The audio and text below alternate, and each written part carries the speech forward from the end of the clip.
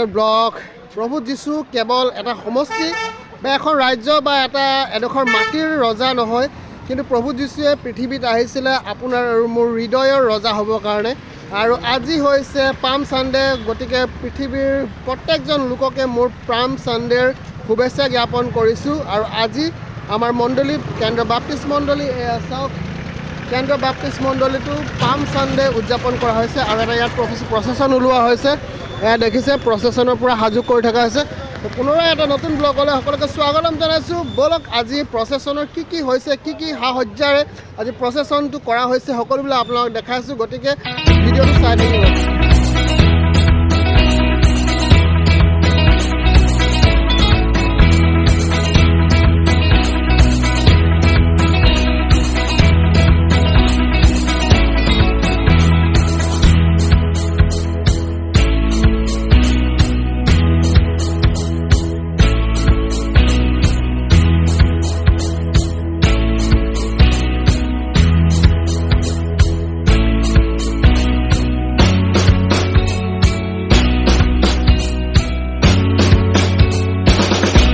আমাৰ ইয়াত আছে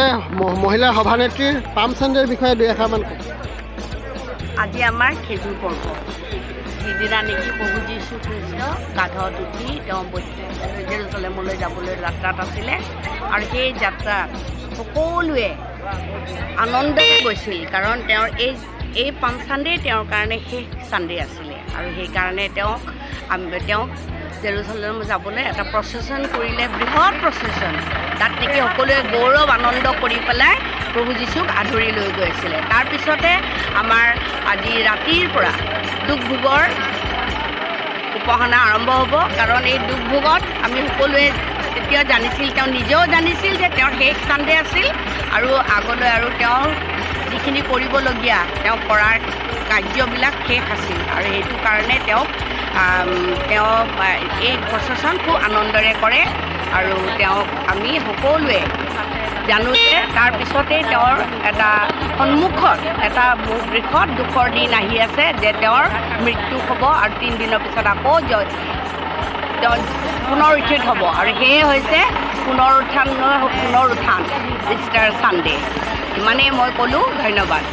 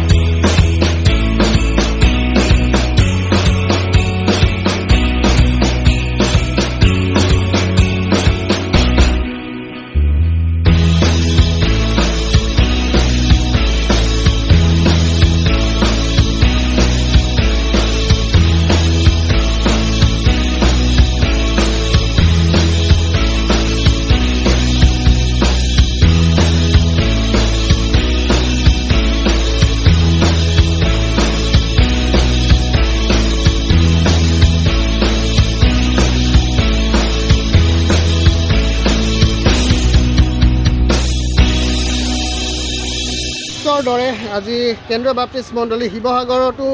সুন্দৰভাৱে এটা প্ৰচেছন লৈ ৰং বিৰঙৰ প্ৰচেছন লৈ আজি পাম সানডে খেজুৰ পৰ্ব উদযাপন কৰা হ'ল আৰু এই খেজুৰ পৰ্ব যিদৰে যীশুৱে জেৰুচালেম সোমাইছিলে আজি আপোনাৰ হৃদয় আজি আপোনাৰ সেই হৃদয়ৰ মন্দিৰ আজি আপোনাৰ এই শৰীৰটোৱে হৈছে ঈশ্বৰৰ মন্দিৰ আৰু যীশু আজি ইয়াত থাকিব বিচাৰে আজি যীশুৱে আজি আপোনাৰ হৃদয়ত থাকিব বিচাৰে যীশুৱে আজি আপোনাৰ হৃদয়ত ৰাজত্ব কৰিব বিচাৰে গতিকে আপুনি আৰু মই গতিকে এইটোৱে আছিলে আজিৰ ভিডিঅ'টো যদি চাই ভাল লাগিলে চেনেল ছাবস্ক্ৰাইব লাইক শ্বেয়াৰ কৰিব নাপাহৰিব আৰু সকলোকে পুনৰাই খেজুৰ পৰ্বৰ পাম চানডেৰ সকলোকে শুভেচ্ছা দি আজি ভিডিঅ'টো ইয়াতে সামৰণি মাৰিছোঁ বাই বাই